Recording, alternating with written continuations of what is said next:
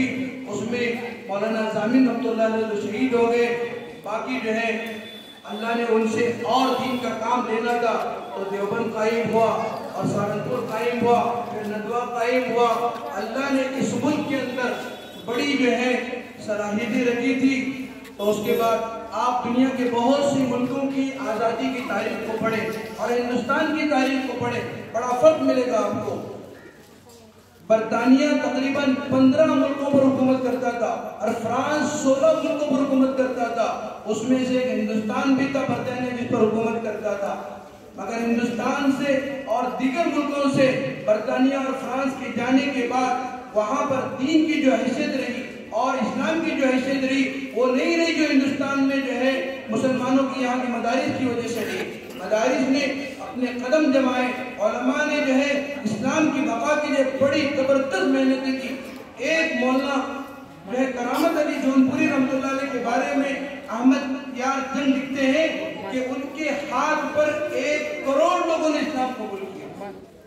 یہ اسلام کی بقا کا جتنا انہوں نے عیسائیت کے لیے کام کیا اس سے بڑھ کر ہمارے علماء نے اسلام کو بچانے کے لیے اور ملک کو بچانے کے لیے، ملک کی حفاظت کے لیے کام کیا، اور پوری قیادت 200-300 سال تک مسلمانوں کے ہاتھوں میں اور علماء کے ہاتھوں میں۔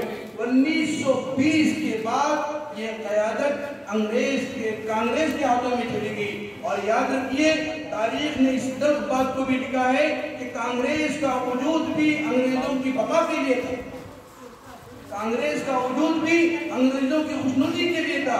اس کے ساتھ ساتھ یاد رکھیے کہ انگریزوں نے یہ بات اپنی ڈائری میں لکھا ہے اور بڑی وضاحت کے ساتھ لکھا ہے، مسلمانوں کے مقابلے میں ہندو جدوجہد اور آزادی کے لیے یہ آٹے میں نمک کے برابر تھے، اور مسلمان اتنی بڑی تعداد میں شہید بھی۔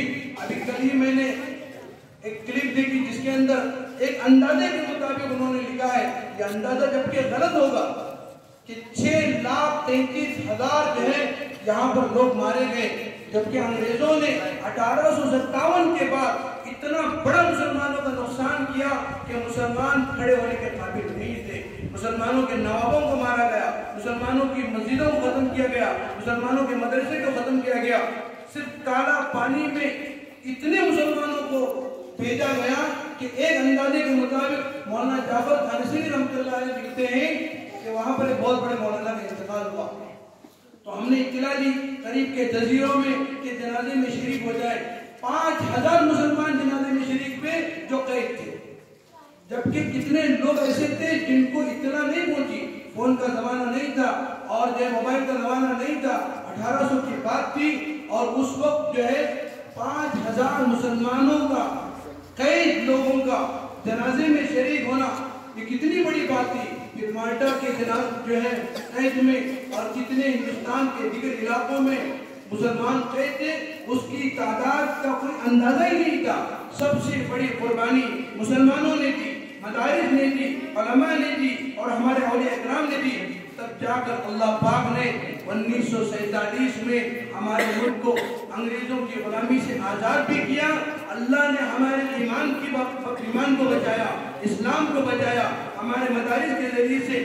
آپ دیکھیے ترکی جہاں پر مسلمانوں کی حکومت تھی، صدیوں تک حکومت تھی، 70 سال صرف غلامی میں تھا، مگر اس کے بعد 70 سال کے بعد اسلام اس طرح باقی نہیں رہا۔ آپ ترکمانستان کو دیکھیے، قزاقستان کو دیکھیے، آرمینیا کو دیکھیے، اور اس طرح کے اسلامی ممالک میں دیکھیے۔ صرف 1917 میں وہاں پر روسیوں نے قبضہ کیا، 1992 میں آزاد ہو گئے، 70-80 سال، مگر اس کے بعد وہاں کا جائزہ لیا گیا۔ مسلمان اس ایمان کے ساتھ، اس سزا کے ساتھ، اس حیثیت کے ساتھ نہیں رہے، وہ یورپین ذہن کے ساتھ ہو گئے۔ مگر ہمارا ملک جب آزاد ہوا اور ہم لوگوں نے جب قربانی کی، ہم لوگوں نے جب محنتیں کی، تو ملک کے اندر علماء باقی تھا، علم باقی تھا، مدرسے باقی تھے، مدرسے اور پروان چڑھے، اور دینی علوم اور پروان چڑھے۔ ہمارے یہاں سے جنگ آزادی کے بعد ایسے علماء پیدا ہوئے، شیخ الاسلام پیدا ہوئے، محمد پیدا ہوئے، شیخ الہند پیدا ہوئے، بڑے بڑے لوگ پیدا ہوئے جن سے دنیا نے، جن کے نام پر فخر محسوس کیا۔ تو میرے عزیزوں بزرگوں دوستو، آج ہمیں بھی مدرسے کی اور अपने उलमा की कदर करनी चाहिए। इन्हीं की कुर्बानियों के नतीजे में, इन्हीं की मेहनतों के नतीजे में आज इस्लाम बाकी है, आज दीन बाकी है। मुझे तारीख का वो वाक़या याद पड़ता है कि जब अल्लामा शिबली नौमानी रहमतुल्लाह अलैह 1898 के 80 के आसपास उर्दून गए। उर्दून जाने के बाद टेबल पर उनको खाने के लिए खिलाया तो अल्लामा शिबली ने कहा, उलमा से कहा कि ये तो जो है अंग्रेजों की गुलामी के असरात हैं, उनकी मुशाबहत हमें नहीं करनी चाहिए। वहाँ के उलमा ने कहा कि आप अंग्रेजों की गुलामी में आपको हर बात में मुखालिफत करनी चाहिए। मगर वो आलिम दीन थे, उन्होंने कहा ऐसी बात नहीं है, हर चीज में अंग्रेजों की मुखालिफत करनी चाहिए। मगर वक्त ने देखा उर्दू के अंदर वो दीन, लेबनान के अंदर वो दीन बाकी नहीं रहा, मगर जो हिंदुस्तान के अंदर बाकी रहा, जो हिंदुस्तान के आसपास के इलाकों में बाकी रहा, हिंदो पाक में बाकी रहा, और हिंदुस्तान के उलमा का फैज़ पूरी दुनिया में पहुंचा, पूरी दुनिया के कोने कोने में पहुंचा।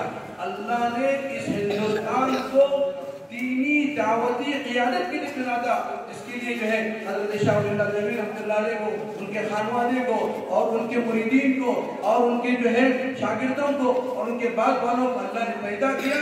तो उसका एक सिलसिला आज भी चला है और चलता रहेगा और ता क़यामत चलता रहेगा। आज हमारी जिम्मेदारी ये है कि हम अपने दीन की हिफाजत की जो है हम कोशिश करें और जितना मुमकिन हो सके हम कोशिश करें। आज इस वक्त हमारे यहाँ इक़्तिदार पर जो लोग हैं ये अंग्रेजों के पट्टू थे। सावरकर के बारे में तारीख में लिखा हुआ है कि इसने अंग्रेजों से माफी मांगी, इसने अंग्रेजों की जो है चाकरी की, इसने अंग्रेजों की जो है मुखबरी की। और याद रखिए कि तमाम जितने एडगॉन से लेकर जितने लोग अंग्रेजों के साथ थे पूरी तारीख में बात की हुई है। आरएसएस का टोला ये अंग्रेजों का पट्टू था जो आज इक़्तिदार पर जो है बैठा हुआ है। तो मेरे अजीज़ों दोस्तों, अल्लाह ने हमें इस मुल्क में इस्लाम के साथ बाकी रहना है, दीन के साथ बाकी रहना है, मदरसे के साथ बाकी रहना है और जो है दीनी तमाम शराइत के साथ बाकी रहना है, शरीयत के तमाम उम्मत के साथ बाकी रहना है। इसके लिए अल्लाह मुझे और आप सबको कबूल फरमाए। जज़ाकुमुल्लाह।